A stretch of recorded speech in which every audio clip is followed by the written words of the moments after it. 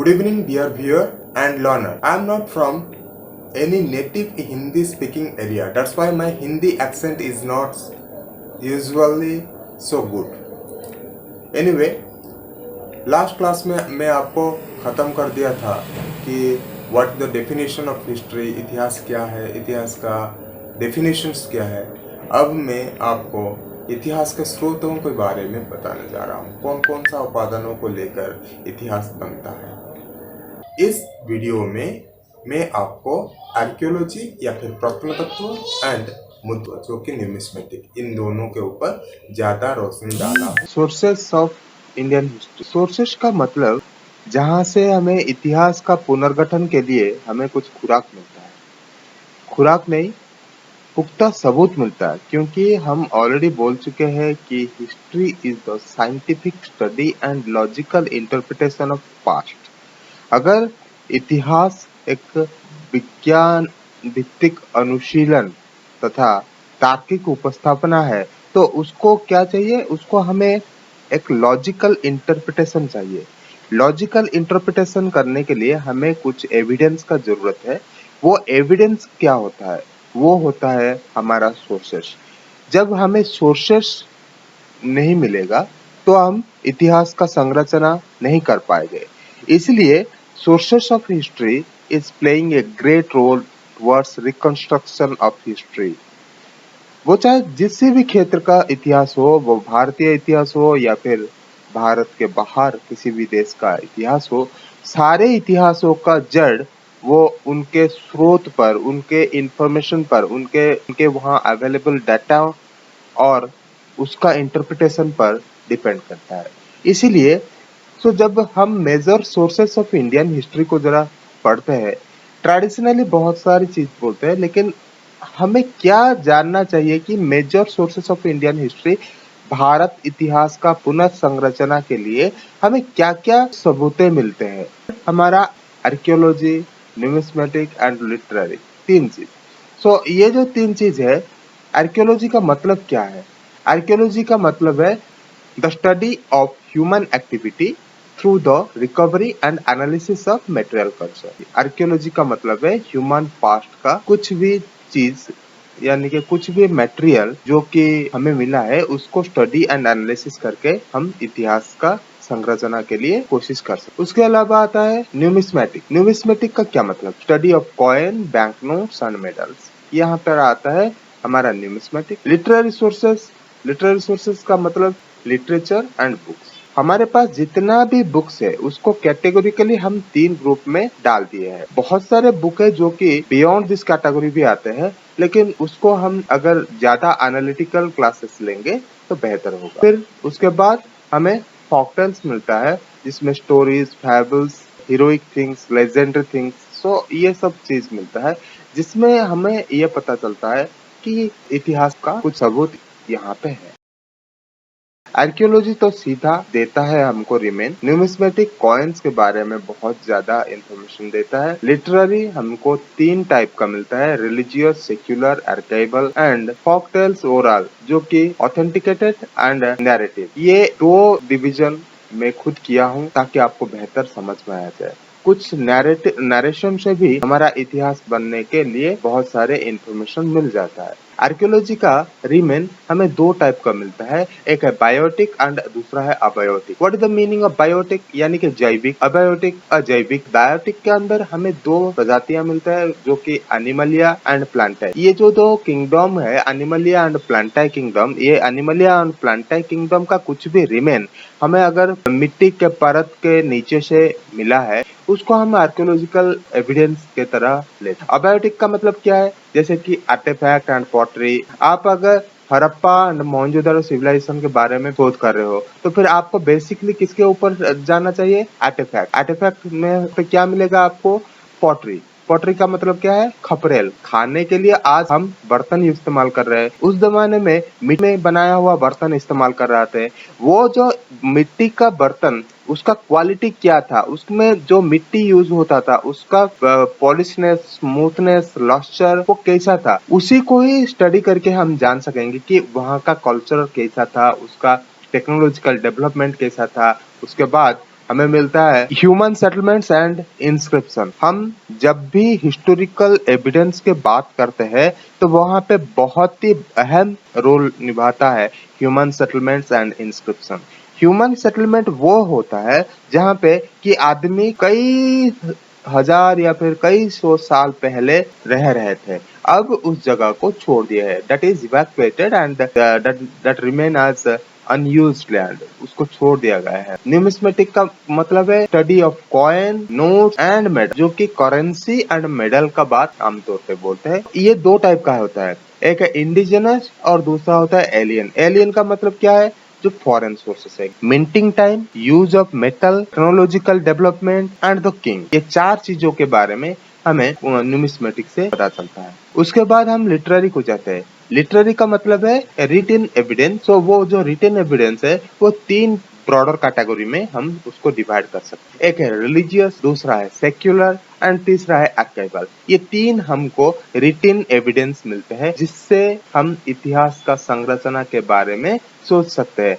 Religious का मतलब है यहाँ पर भगवान या भगवत चेतना सबसे इम्पोर्टेंट है। यहाँ पर देखिए, यहाँ पर वैदिक एंड पुराणिक दो टाइप का रिलीजियस लिटरेचर आता है। सेक्युलर का मतलब क्या है, सेक्युलर का मतलब है नॉन रिलीजियस। नॉन रिलीजियस का मतलब यहाँ धर्म मुख्य नहीं है, यहाँ पर मनोरंजन और शिक्षा मुख्य है।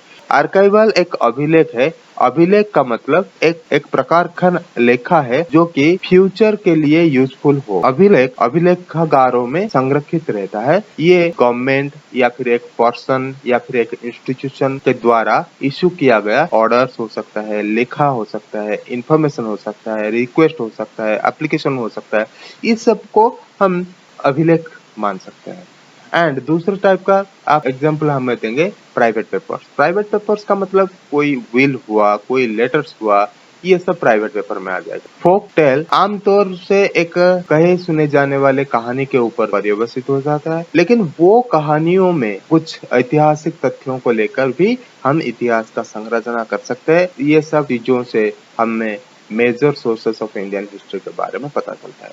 मैं आपको अभी मेन कंटेंट पर चलता हूँ। आर्कियोलॉजी क्या है? आर्कियोलॉजी क्या है मैं आपको ऑलरेडी बोल चुका हूँ। Archaeology is the study of human activity through the recovery and analysis of material culture. कुछ भी मटेरियल को मिला है जिसको हम यूज करके इतिहास संरचना करने की कोशिश करते हैं, उसको बोलते हैं हम आर्कियोलॉजी। ये है आपका 40,000 BC का पहले जो ह्यूमन माइग्रेशन शुरू हुआ अफ्रीका से। ये जो दांत है, ये दांत का ढांचा हमें वहां पर मिला है। ये जो दांत, ये देखिए, ये दांत का ढांचा, यानी कि ये फॉसिलाइज्ड है, ये जीवाश्म है। ओके, सो फिर फॉसिल्स, कॉर्प्स रिमेन, यानी कि शव, जो कि हड़प्पा एंड मोहनजोदड़ो में कुछ शव का कंकाल मिला है। एनिमल्स रिमेन, वो भी बायोटिक रिमेन्स होता है। उसके अलावा हमें ड्वेलिंग्स मिलता है। ये देखिए, आपको एक बर्जहम का ड्वेलिंग आपको दिखाया हूँ। ये बर्जहम का कल्चर में लोग यहाँ पे मिट्टी के नीचे, यानी कि जमीन के परत के नीचे छोटा छोटा गड्ढा बना के उसके अंदर रह रहे थे। That is called pit dwelling. Palaces आपको पता है, राजा महाराजाओं का पैलेसेस है, हाउसेस जैसे कि रुइन हाउसेस जो हड़प्पा एंड मोहनजोदड़ो में मिलता है, केव्स मिलता है। ये सब हमको यहाँ पे आर्कियोलॉजिकल एविडेंसेस मिलता है जिसका अनुध्यान पूर्वक हम इतिहास बनाने में सक्षम होते हैं। उसके बावजूद हमें मटेरियल रिमेन्स जब बात आता है, बहुत सारे मटेरियल्स आता है, जैसे कि यहाँ पे देख लीजिए मटेरियल रिमेन। मटेरियल का सबसे बड़ा एविडेंस है हमें पॉटरी। ये पॉटरी है, ये डिफरेंट टाइप का पॉटरी मिलता है। तो मटेरियल रिमेन, पीजीडब्ल्यू का मतलब है पेंटेड ग्रे वेयर, पीबीडब्ल्यू का मतलब है ब्लैक पॉलिश वेयर, ओसीडब्ल्यू का मतलब है अक्यूर ग्रे वेयर, पीबीडब्ल्यू का मतलब है पॉलिश ब्लैक वेयर। ये सब क्या है, ये सब डिफरेंट चीज क्या है? ये कुछ भी बड़ा चीज नहीं है एक्चुअली। जो एरिया में आपको जिस टाइप का वेयर मिल रहा है, मान लो एक एग्जांपल ले लो, आप खुर्दा डिवीजन में जाओगे जो कि उड़ीसा में खुर्दा है। खुर्दा के यहाँ जाओगे, आपको रेड लैटराइट सॉइल मिलेगा। रेड लैटराइट सॉइल को लाकर हम क्या करते हैं, खुर्दा से लाकर कटक का रास्ता जब निर्माण होता है वो लैटराइट सॉइल को लाके यूज करते हैं। लेकिन हजारों साल बाद जब कोई शोधकर्ता इसके ऊपर शोध करेगा, वो बोलेगा कि कटक का ये ओरिजिनल नहीं था, ये था खुर्दा का। खुर्दा का अगर ये लैटेराइट सॉइल है तो कटक तक आता कैसे था, वो ट्रांसपोर्टेशन के बारे में जानेगा और इनके बीच जो रिलेशनशिप था यानी कटक और खुर्दा डिस्ट्रिक्ट के साथ जो रिलेशनशिप था उससे वो पहचान सकेगा। इसीलिए आर्कियोलॉजिकल रिमेन को हम जब एनालिसिस करते हैं तो फिर उसमें बहुत सारे प्रॉब्लम फेस हमें करना पड़ता है, जैसे कि ये आर्कियोलॉजिकल चीजें कौन सा टाइम को बिलोंग करते हैं, क्योंकि ये एक एविडेंस, ये निर्जीव वस्तु कुछ है, वो चाहे बायोटिक हो अबायोटिक हो, दोनों बेजान वस्तु होते हैं। तो फिर उसको एनालिसिस करके हमें हमारे पास बहुत सारे प्रोसेस है, जैसे कि कार्बन डेटिंग एक है उनमें से बहुत ही फेमस। तो कार्बन डेटिंग टेक्नोलॉजी के तहत हम इसको जान सकेंगे। विज्ञान के अनुसार सारे विश्व में जिसका भी वजूद है उनके शरीर में कार्बन का कंटेंट है। तो C14 बोल के कार्बन है जिसके आधार पर इतिहासकार या फिर शोधकर्ताओं ने एक चीज का, एक आर्कियोलॉजिकल आर्टिफैक्ट का समय निर्धारण करते हैं, उसको ही बोलते हैं कार्बन डेटिंग टेक्नोलॉजी। ओके, अगर इसके बारे में ज्यादा जानना है तो फिर बाद में इसको हम डिस्कशन करेंगे, लेकिन अब हमारा चीज है सोर्सेस ऑफ हिस्ट्री। हमें सोर्सेस क्या क्या मिलता है। देखिए, आर्कियोलॉजी के बाद दूसरा इम्पोर्टेंट चीज आता है हमें न्यूमिस्मेटिक। न्यूमिस्मेटिक क्या है? Study of coin, note and seal. Bharat में आर्थिक तथा वाणिज्यिक कारोबारों के लिए बहुत पुराने जमाने से ही बहुत सारे चिन्ह के साथ सेल्स हमें मिल रहा है। कभी स्टेटाइट पत्थर से बनता है, बाद में हमें कॉइन्स भी मिलता है। हमें पुराने जमाने में काउरी सेल्स मिलेंगे, पाणो मिलेंगे, क्षरपाणो, सातमाणो। पहले हमें सातमाणो का रेफरेंस मिलता है शतपथ ब्राह्मणों में, ये एक कॉइन। उसके बाद हमें कृष्णाला, सील्स, पंचमार्क कॉइन ये सब मिलता है। यहाँ पर कुछ रेफरेंस मैं आपको दिखाया हूँ। ये देखिए, कुरु जनपद का एक कॉइन है, ये एक टाइप का पंचमार्क कॉइन, ये एक टाइप का पंचमार्क कॉइन है, यानी कि हार्ड सिजल के ऊपर इसको पंचिंग कर दिया गया है। ये भी कॉइन्स ऑफ मगध जनपद, मगध जनपद का ये एक कॉइन है, ये भी एक पंचमार्क कॉइन है। यहाँ पे देखो, coins of Kanishka in Greek script, यहाँ पे ग्रीक लैंग्वेज में लिखा है। कनिष्क जो कि 78 में शकाब्द शुरू किए थे, उनका ये कॉइन है। देखो, इंडियन कॉइन एंड कनिष्क का कॉइन, दोनों कॉइन बहुत ज्यादा डिफरेंट लग रहा है। ये गोल्ड है, ये सिल्वर है, ये पंचमार्क है, लेकिन ये मोल्डेड है। ये पंचमार्क है, ये मोल्डेड है। और ये देखो, ये कॉइन्स ऑफ मगध जनपद, ये भी पंचमार्क है। लेकिन हम अगर गुप्त कॉइन का बात देखेंगे, gold coins of Chandragupta two, जो कि 400 BC तक हमें एक कॉइन मिलता है, इसको बोलते हैं हम कुमारदेवी टाइप ऑफ कॉइन। इसके बारे में एक डिटेल डिस्क्रिप्शन यहाँ पर मैं आप लोगों का बेटर अंडरस्टैंडिंग के लिए दिया हूँ। ओके, यहाँ पर देखिए, आपको कॉइन किस टाइप का मिलता है। पंचमार्क कॉइन मिलता है। मेटल क्या मिलता है? मोस्टली सिल्वर, समटाइम्स कॉपर भी यूज होता है, जो कि हमें मिला है mostly geometrical shapes, plants, animals, geographical features, ये सब हमें पंचमार्क कॉइन में मिलता है। एंड स्क्रिप्ट, यहाँ पर बिल्कुल ही स्क्रिप्ट नहीं है, कोई लिखावट हमें नहीं मिलता है। यह है पंचमार्क कॉइन का स्पेसिमेन, यानी कि punchmark coin is bearing no script and no languages. Ancient coin of India, Bharat का सर्वप्राचीन कॉइन मुद्रा हम पंचमार्क कॉइन को मानते हैं। पंच एक चीजल को लेकर एक धातु के ऊपर कुछ पंच करना, पंच करने के बाद वहां पे जो मार्क रहेगा।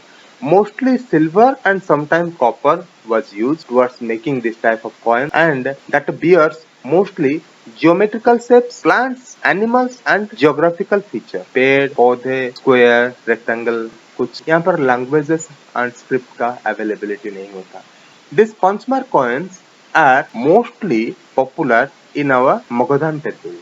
Indo Greek type of coin, ये मोस्टली सिल्वर कॉइन थे। इसके ऊपर डिटेल डिस्क्रिप्शन था, जैसे कि डिपिक्टिंग लेजेंड और issuing ruler. Indo Greek type of coin, यहाँ पे हमको लैंग्वेज मिलता है। यहाँ पर Prakrit language and Kharoshthi script में मिलता था। Kharoshthi script from right to left लिखा जाता था, तो उसको खरोष्टी स्क्रिप्ट बोलते थे, लेकिन वो प्राकृत लैंग्वेज में था।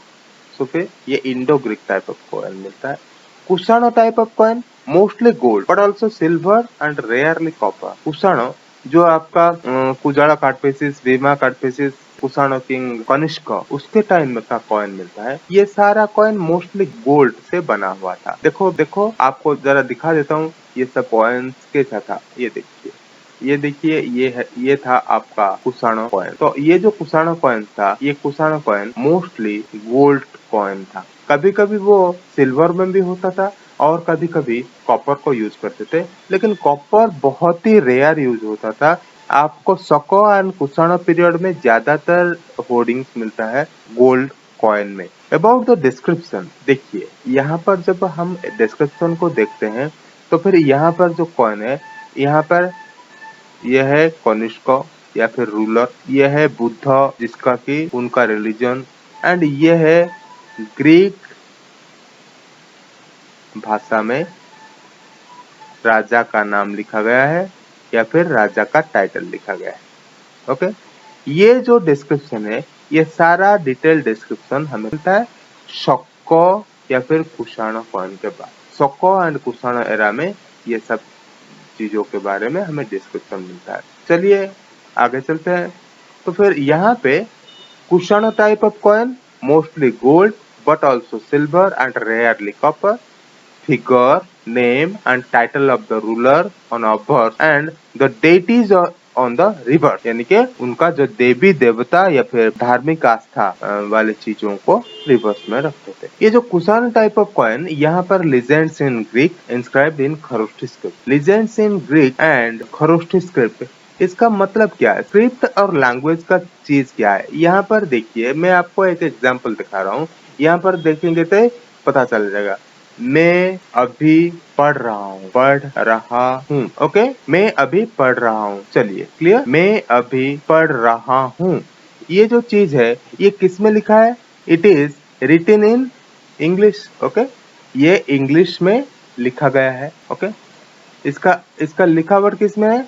आप बोलोगे सर ये इंग्लिश में लिखा गया है, तो फिर भाषा क्या है? इसका लैंग्वेज क्या है? हिंदी। ओके, अब समझ में आपको आया? ये जो आप बोलते हो प्राकृत लैंग्वेज एंड खरोष्ठी स्क्रिप्ट, इसका मतलब क्या है? प्राकृत लैंग्वेज एंड खरोष्ठी स्क्रिप्ट बोलने से आपको क्या समझेगा?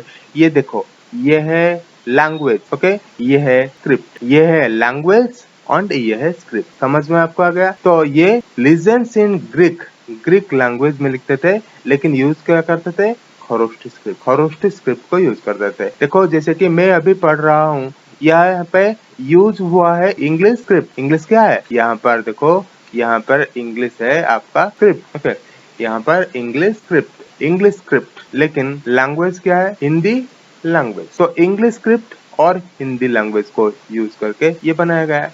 Greek inscribed in Kharoshthi script, यानी कि लेजेंड इन ग्रीक में लेजेंड को डिस्क्राइब कर रहे थे एंड खरोष्ठी स्क्रिप्ट में, क्योंकि नॉर्थ वेस्टर्न फ्रंटियर प्रोविंस में लोग खरोष्ठी भाषा का इस्तेमाल कर रहे थे एंड उनको क्या दिखाना चाहिए? उनको ग्रीक लेजेंड दिखाना चाहिए, क्योंकि ग्रीक सोर्स से आया हुआ लोग अभी भारत का शासक बने थे। ग्रीक लोगों का महानता, उनका ब्रेवरी, ये सब चीजों को हमें दिखाना चाहिए। कौन सा लैंग्वेज में? उनके ही लैंग्वेज में। ओके, उसके बाद हमको मिलता है गुप्त कॉइनेज। ये गुप्त कॉइन क्या है? Mostly gold coins were issued. यहाँ पर गुप्त कॉइन का मतलब है बहुत ज्यादा आपका गोल्ड कॉइन इश्यू हुआ है। A figure of the ruler with a deity, यहाँ पर पहले बार ब्राह्मी लिपि का इस्तेमाल होता है, जो कि एक नया चीज है।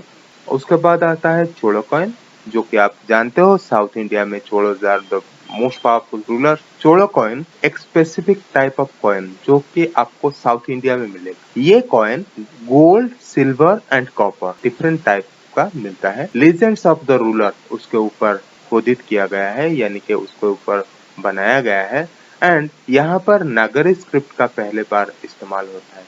पोस्ट गुप्त पीरियड में कौन कौन सा रूलर आए थे? पाड़ो आए थे, यादव आए थे, राष्ट्रकूट आए थे। उसी टाइम का एक कॉइन को बोलते हैं पोस्ट गुप्त पीरियड कॉइन। इस टाइम में decline in gold, mostly silver and copper coins का इस्तेमाल होता था। यहाँ पर डिक्लिनेशन ऑफ गोल्ड कॉइन हो गया है। Name of the ruler and A motive, एक राजा का नाम के साथ कुछ एम्बलम के जैसा लगा है। Buried with dynasty. पोस्ट गुप्त पीरियड में हमें एक different type of fragmented feudal condition मिलता है। आर शर्मा के बुक में आप अगर देखोगे तो फिर आपको मिलेगा यहाँ पर एक different type of feudal condition. तो यहाँ पे छोटे छोटे बहुत सारे राज्यों का उन्मेष होता है, उनके जरूरत के हिसाब से वो अपना अपना कॉइन बनाते हैं। जैसे सातवाहन वो अपना बनाते हैं, वैसे ही पुष्यभूतिज अपना बनाते हैं, कनौज वाले अपना बनाते हैं, पाड़ वाले अपना बनाते हैं। तो different type of coin and इसी पीरियड में पूरे भारत में रीजनल आइडेंटिटी का सोच आता है और रीजनल लैंग्वेज का थोड़ा थोड़ा डेवलपमेंट होता है। ये था आपका न्यूमिस्मेटिक एंड मैं आपको लिटरेरी पार्ट को लेने से पहले बता देना चाहता हूँ ये वीडियो लंबा हो जाएगा, इसीलिए मैं न्यूमिस्मेटिक तक रहता हूँ। नेक्स्ट में आपको लिटरेरी एंड आर्काइवल कवर करूंगा।